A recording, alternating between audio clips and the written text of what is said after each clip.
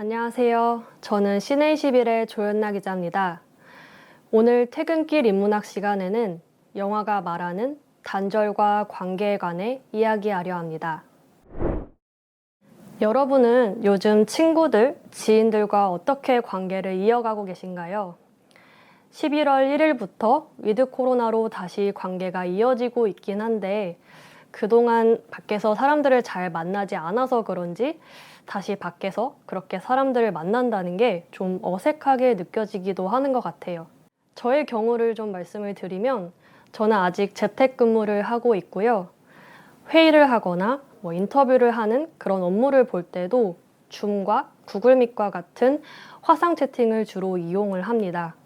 처음에는 컴퓨터로 상대의 얼굴을 보면서 이야기하고 또 이어폰으로 상대의 목소리를 듣는다는 게 굉장히 어색했는데 몇 번 진행을 하다 보니까 또 익숙해지기도 하더라고요. 업무 외적으로도 마찬가지입니다. 제가 친구들과의 약속을 미루다가 더 이상 미룰 수가 없어서 우리도 화상 채팅으로 한번 만나보자 이렇게 제안을 했어요. 친구들도 저처럼 처음에는 굉장히 어색해했는데요. 몇 번 만나서 좀 그런 관계를 반복을 하다 보니까 굉장히 익숙해 하더라고요. 지금 여러분이 저를 보고 계신 것처럼 사실 카메라로 상대와 소통을 하거나 또 노트북 화면으로 영상을 보는 건 저희에게 너무나 익숙한 일입니다. 하지만 팬데믹 이전에는 이게 어떤 다양한 소통 방식 중 하나였다면 팬데믹 이후로는 이러한 비대면 소통 방식이 훨씬 중요도가 높아지고 비중도 커진 것 같아요. 화상 채팅과 같은 비대면 소통의 장점은 분명합니다. 저와 친구들이 그랬던 것처럼 여러 명이서 같이 만날 수가 있고요. 또 쉽게 접속을 할 수 있고 편리하고 또 다른 곳으로 이동할 필요가 없으니까 시간도 절약을 할 수 있습니다. 하지만 그만큼 단점도 분명합니다. 만약 여러분이 지금 영상을 끄시면 저와의 연결이 끊어지는 것처럼 그만큼 굉장히 취약하다는 거죠. 비대면 소통은 이렇게 쉽게 연결되는 만큼 또 쉽게 끊어진다는 단점을 다시 한번 상기하게 됩니다. 사람들은 요즘 많이들 이야기를 합니다. 우리가 이미 이러한 비대면 소통 방식에 너무나 익숙해졌기 때문에 팬데믹 이후에도 이러한 삶의 방식이 크게 변화하지 않을 거라고요. 사람들의 예상대로 우리는 앞으로도 이러한 화상 채팅 방식을 더 자주 사용하게 될까요? 메타버스와 같은 가상세계가 우리의 주 무대가 될까요? 비대면 소통이 당연시되고 또 타인과의 심리적, 물리적 거리감이 그 어느 때보다 멀게 느껴지는 지금이 관계에 관해서 다시 한번 생각해 볼 시점이 아닌가 싶습니다. 다양한 예시를 살펴보기에 사실 영화만 한 것도 없죠. 저희와 완전히 상황이 똑같진 않지만 마찬가지로 단절되어 있거나 고립에 놓여 있는 사람들의 상황을 보면서 함께 이야기를 해보면 좋을 것 같습니다. 타인과의 교류가 소원해진 뒤로 저희가 느끼는 감정이 두 가지가 있는 것 같습니다. 하나가 외로움이라면 다른 하나는 편안함인데요. 분명 혼자 남겨진 상황이 외롭고 불안하기도 한데 또 한편으로는 신경 쓸 사람이 없다는 점이 너무 편하게 느껴지기도 하는 거죠. 단적인 예로 11월부터 위드 코로나로 전환한다는 발표가 있을 때 반응이 극명하게 갈렸습니다. 한쪽에서는 정말 말 그대로 쌍수를 들고 환영을 했는데요.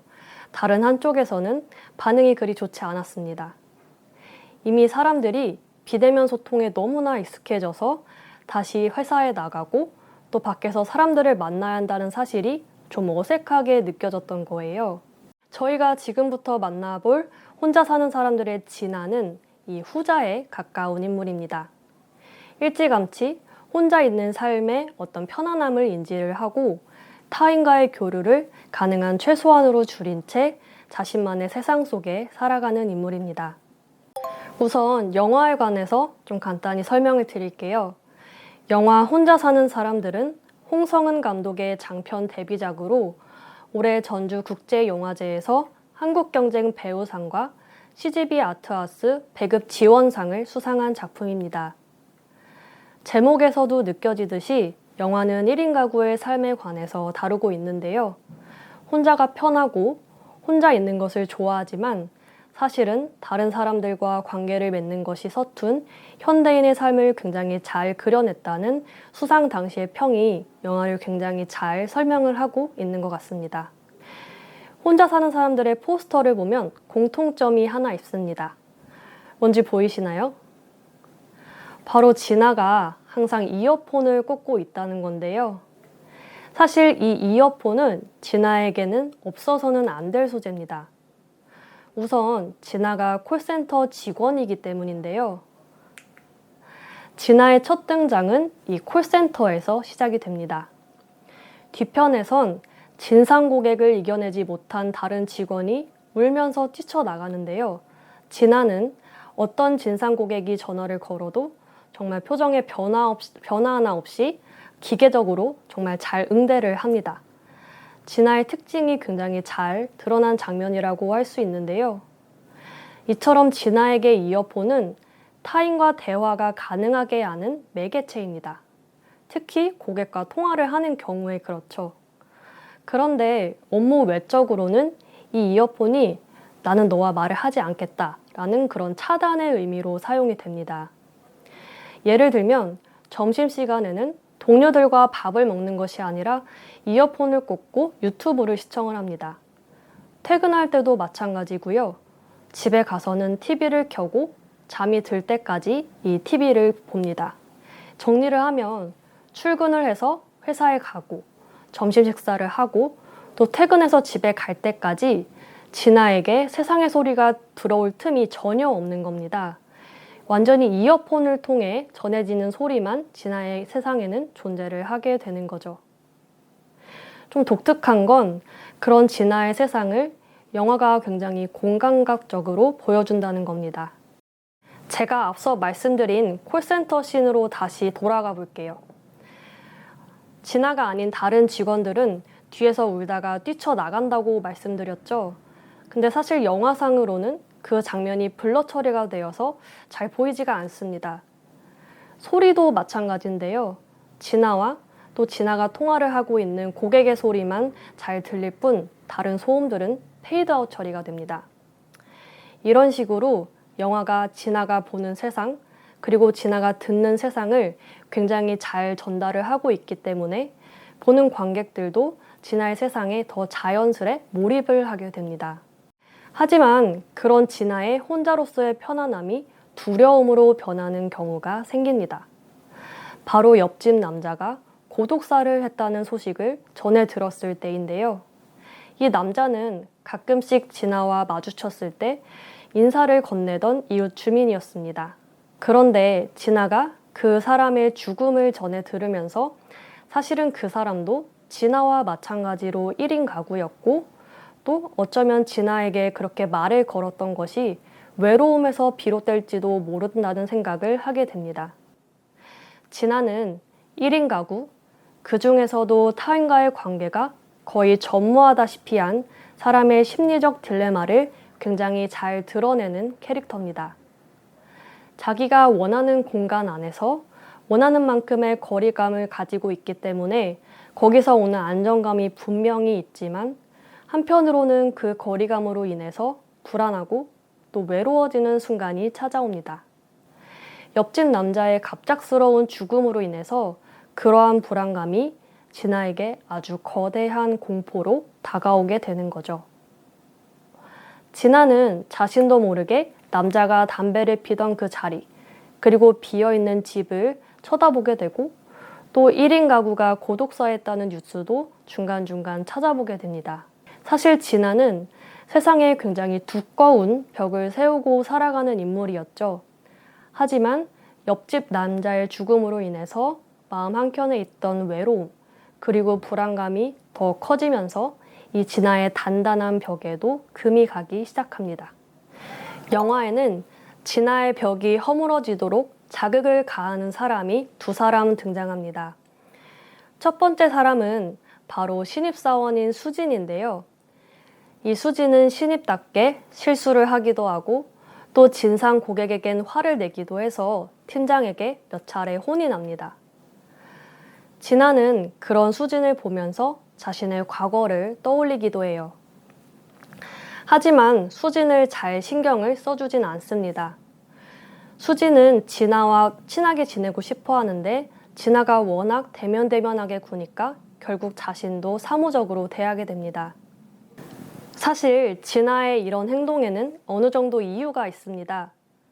팀장이 수진을 더 잘 돌봐달라고 이야기를 하니까 진아는 팀장님이 제 사수일 때랑 똑같이 하고 있는데요 라고 이야기를 합니다. 이 대화를 통해서 진아가 신입 시절 선배의 차가운 반응에 상처를 입었고 마음의 문을 닫아 현재의 모습처럼 되었고 그런 상황이 진아와 수진의 관계에도 어느 정도 대물림이 됐다는 것을 알 수 있습니다. 성우는 더 직접적으로 진아에게 영향을 미치는 사람입니다. 성우는 전 세입자가 고독사한 진아의 옆집에 이사를 오는 인물인데요. 이전 세입자가 그러했듯이 성운 역시 진아에게 인사를 건네고 또 옆집이라고 굉장히 친근하게 부르기도 합니다. 성운의 독특한 점 중 하나는 세입자의 죽음을 부정적으로 받아들이는 것이 아니라 오히려 잘 추모를 하는 방식을 택한다는 겁니다. 그것도 혼자서 추모를 하는 것이 아니라 다른 이웃 주민들을 초대를 해서 같이 제사를 지내게 돼요.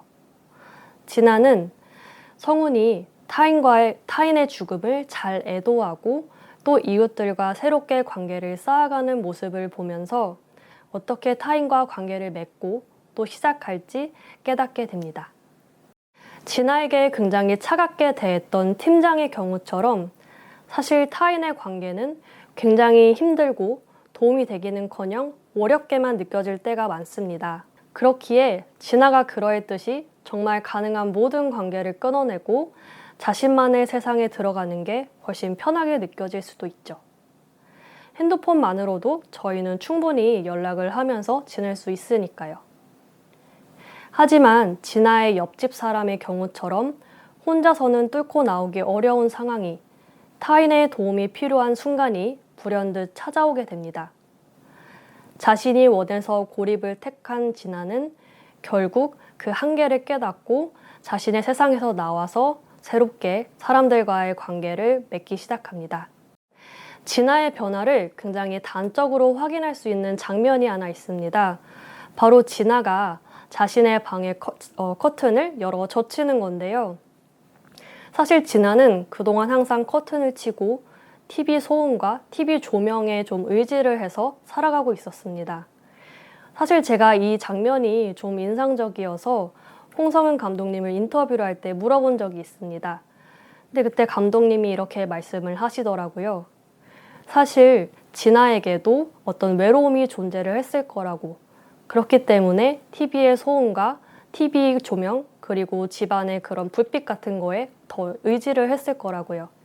하지만 그런 진아가 TV를 끄고 창문을 열어 젖힌다는 건 이제 새롭게 밖으로 나아갈 수 있다는, 다른 사람들과 새롭게 관계를 시작할 수 있다는 어떤 가능성을 보여주는 것이라고 말씀을 하셨습니다. 나중에 여러분이 영화를 보실 때 이 장면도 주의 깊게 보시면 좋을 것 같아요.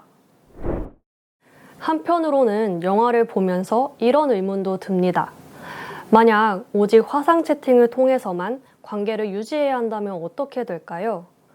진아는 디지털 기기 외에 타인과 진정으로 소통할 방법을 찾기 시작했지만 환경적으로 그러기 어려운 경우도 분명 있겠죠. 그러한 상황을 간접적으로 경험할 수 있는 영화가 한 편 있습니다. 바로 10,000km인데요. 이 10,000km는 바르셀로나에 거주하면서 7년간 사랑을 이어온 알렉스와 세르기의 커플을 바라봅니다. 이 두 사람은 오랜 기간 사랑을 이어오면서 결혼과 아이까지 생각을 하고 있던 중이었는데요. 사진작가인 알렉스에게 LA에서 1년간 일할 기회가 주어지면서 두 사람은 장거리 연애를 시작하게 됩니다. 처음에는 세르기도 LA로 함께 갈 방법을 논의를 하고 있었는데요. 세르기가 기간제 교사이다 보니까 함부로 직장을 옮기기가 어려웠고 결국 두 사람은 떨어져 있게 된 거죠. 그래서 두 사람은 그럼 우리 매일 화상 채팅을 하자라고 서로 약속을 합니다. 이 영화의 특징 중 하나는 두 사람이 같이 있을 때는 그 장면을 굉장히 롱테이크로 잘 보여준다는 건데요. 나중에 이 두 사람이 거리가 멀어졌을 때는 리버스 숏으로 좀 짧게 끊어서 갑니다. 그렇기 때문에 두 사람의 단절감이 후반부로 갈수록 더 잘 보이게 되는 거죠. 처음 알렉스가 LA에 갔을 때에는 세르기에게 굉장히 의지를 많이 했습니다. 아직 그 상황에 적응을 하지 못했고 또 친구도 사귀지 못했기 때문인데요. 그래서 화상 채팅을 할 때 요리의 레시피를 물어보기도 하고요. 또 크리스마스 같은 때에는 함께 술잔을 기울이기도 했습니다. 그러다가 알렉스가 이제 친구를 사귀게 되면서 세르기에게 소홀해지는 시점이 찾아옵니다. 그리고 두 사람의 거리가 워낙 멀다 보니까 시차도 있었고요. 또 함께 생활하지 않다 보니까 공감대도 잘 형성이 되지 않아서 두 사람의 관계는 점점 소원해지게 됩니다. 사실 설명을 듣다 보면 의문이 생기실 수도 있을 것 같아요. 두 사람이 노력을 별로 하지 않은 건 아닌가? 사랑이 너무 얕았던 건 아닌가? 하지만 사실 영화 속에서는 이 두 사람이 그 1년 동안 관계를 유지하기 위해서 굉장히 많은 노력을 한다는 것이 잘 드러나 있습니다. 그래서 이 두 사람의 어떤 사랑이 부족했거나 아니면 노력이 부족했다라기보다는 오히려 비대면 소통의 한계를 더 잘 드러내고 있는 작품이라는 생각이 듭니다. 이번에는 조금 다른 단절의 상황에 놓인 인물들을 살펴보려고 하는데요. 이들은 진아와 마찬가지로 혼자서 고립된 생활을 하고 있지만 진아처럼 자신이 원해서 그 혼자만의 세계에 들어간 사람들은 아닙니다. 한 사람은 지구 밖의 우주에서 미션을 수행하고 있는 우주 비행사고요. 다른 한 사람은 가족들과 떨어진 채 프랑스에서 혼자 살아가고 있는 한 할머니입니다. 이들은 디지털 기기로 타인과 소통하는 모습조차 거의 드러나지 않는 정말 외딴 곳에 홀로 살아가는 인물들입니다. 영화에 관해서 좀 설명을 드리자면요. 이 마카담 스토리는 사무엘 벤체트리트 감독이 연출한 작품이고요. 제68회 칸 영화제 특별 상영 부문에 초청이 됐고 같은 해에 스웨덴의 스톡홀름 영화제에서 비평가상을 수상을 했습니다. 이 마카담 스토리라는 제목이 굉장히 독특한데요. 여기서 마카담은 아스팔트를 발견한 사람의 이름이자 공법을 이야기합니다.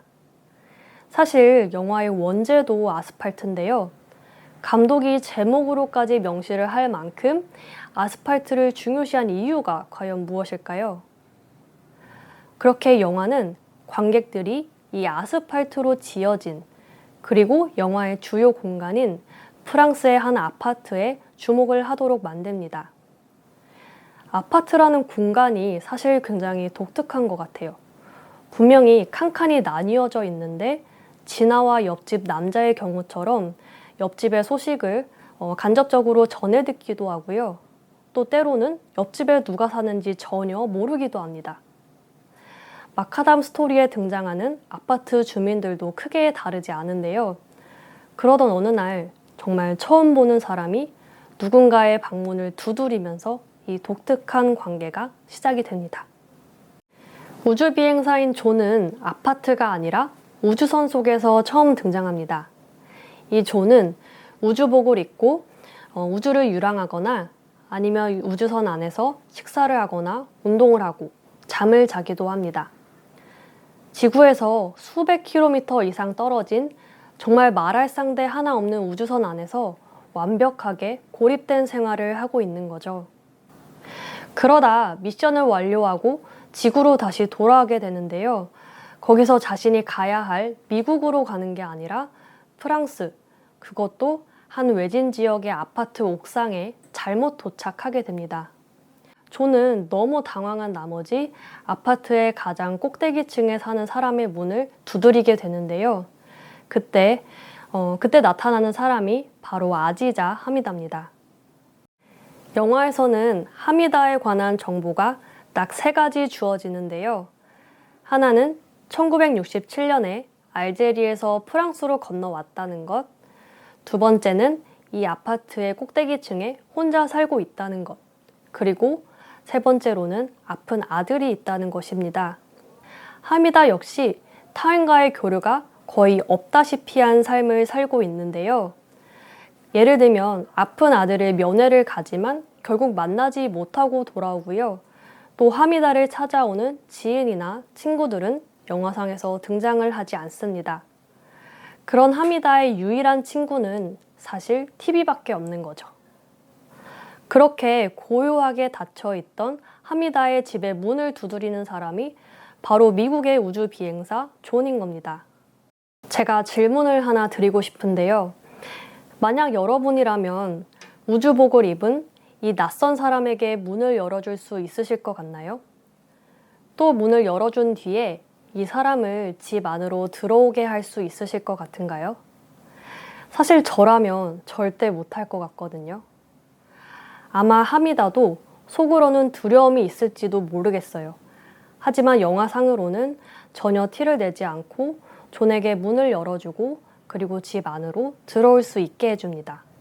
어렵게 나사와 연락이 닿긴 하지만 나사는 지금 당장 존을 데리러 올 수는 없다고 말합니다.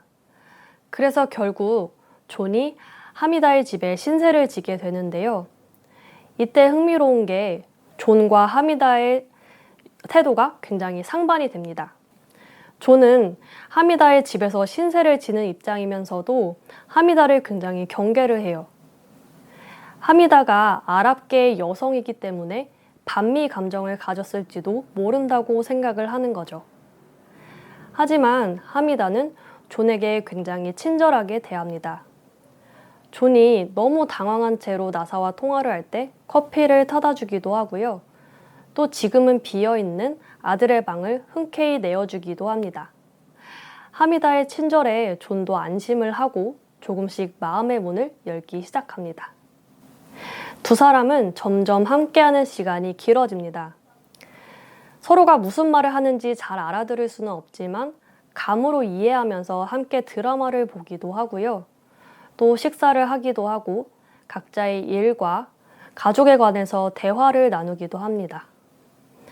이렇게 출신도 나라도 전부 다르지만 두 사람은 대화가 잘 통하지 않는 와중에도 서로에게 더 가까워지기 위해 노력하고 그렇게 친구가 됩니다. 존은 우주에, 그리고 하미다는 프랑스의 작은 아파트에서 각자의 삶을 살아가던 사람들이었습니다. 아는 사람이 아무도 없는 프랑스는 사실상 존에게 또 다른 우주와 다름이 없었는데요. 불안한 존이 어쩔 줄 몰라 하면서 모든 것을 의심하고 또 하미다의 호의도 잘 받아들이지 못하지만 그럼에도 하미다는 계속해서 친절을 베풉니다. 하미다의 지속적인 배려와 노력으로 인해서 존 역시 마음을 열고 두 사람은 그렇게 친구가 됩니다. 영화의 포스터에는 모든 시작은 불시착이다 라는 문구가 있습니다. 사실 이 말은 단순히 존과 하미다의 경우뿐만 아니라 모든 인연에 해당이 되는 게 아닌가 싶어요. 사실 저희도 지금은 친한 친구 사이지만 처음 만났을 때는 서로에 대해 아무 정보도 없이 정말 남에서 시작을 하는 거잖아요. 그런 와중에 조금씩 가까워지려는 노력을 하면서 친구가 되어 가는 것이죠. 하미다의 지속적인 배려와 노력으로 인해서 존 역시 마음의 문을 열고 두 사람은 그렇게 친구가 됩니다.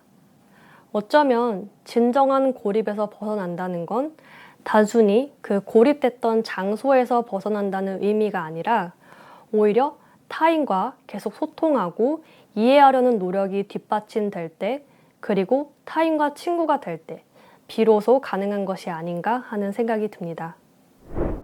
처음 팬데믹이 발생을 했을 때 감기나 컨테이전처럼 전염병의 상황을 다룬 영화를 찾아보는 관객들이 굉장히 많았습니다.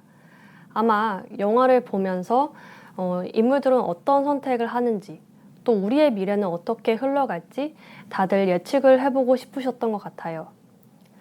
사실 지금은 전염병에 대해서 막연하게 불안해하는 시기는 좀 지났고, 포스트 코로나 시대까지 좀 이야기를 하고 있는 상황이죠.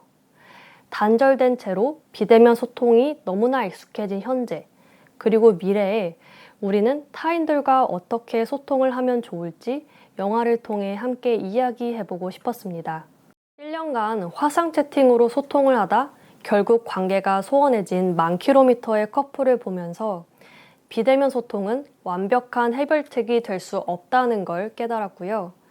또 혼자 사는 사람들의 진화를 보면서 디지털 기기로 둘러싸였던 자신만의 세상 속에서 나와서 타인과 새롭게 관계를 맺을 수 있다는 가능성도 살펴봤습니다. 하지만 혼자만의 세상 밖으로 나왔다고 끝이 아니죠. 하미다가 그랬던 것처럼 타인을 이해하고 또 가까워지려는 노력을 계속할 때만이 상대와 진정한 관계를 맺을 수 있다고 마카담 스토리는 말합니다. 혼자 사는 사람들에서 성운이 진화의 변화를 이끌어내고 마카담 스토리에서 하미다가 존에게 도움을 준 것처럼 서로를 살피고 도우려는 작은 행동이 각자가 고립된 상황에서 벗어나 함께 나아갈 수 있는 힘이 되어준다는 것을 오늘 살펴본 세 편의 영화가 이야기하고 있습니다. 마카담 스토리에서 존이 하미다에게 우주에 관해서 설명할 때 이런 이야기를 합니다. 모든 어둠 뒤에는 빛이 있어요. 오늘 살펴본 인물들의 용기와 시도가 여러분들에게도 또 다른 빛이 될 수 있기를 바랍니다. 오늘 퇴근길 인문학에서는 영화가 말하는 단절과 관계에 관해 이야기했습니다. 오늘 이 영상이 비대면의 시대, 나는 타인과 어떻게 관계 맺으면 좋을지 한 번쯤 생각해보는 계기가 되길 바랍니다. 지금까지 신의 21의 조연나 기자였습니다. 감사합니다.